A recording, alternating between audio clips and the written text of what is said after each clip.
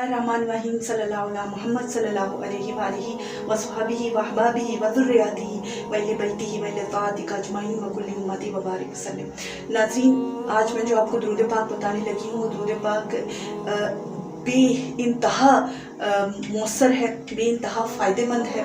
हर एक आपके मसले को हल करने के लिए ऐसा दुरूद पाक है जिसको आप जो भी परेशानी आप जिस तकलीफ में मुब्तला है उस परेशानी को दूर करने के लिए बस आप इस दुरूद पाक का विर्द करते रहें। हर वक्त इस दुरूद पाक की बरकत से आपकी वो परेशानी या जो भी परेशानियाँ आपकी ज़िंदगी में होंगी वो सब की सब दूर हो जाएगी।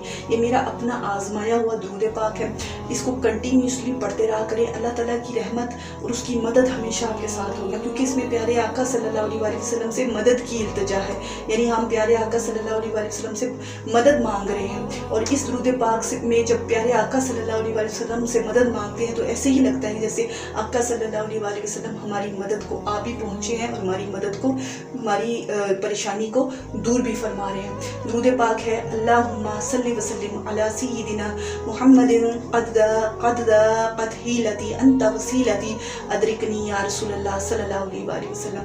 मैं एक दफ़ा फिर से दोहराती हूँ इस दुरूद पाक को, अल्लाहुम्मा सल्लि व सल्लिम अला सय्यिदिना मुहम्मदिन क़द क़त हीलती अंत वसीलती अदरिकनी या रसूलल्लाह सल्लल्लाहु अलैहि वसल्लम।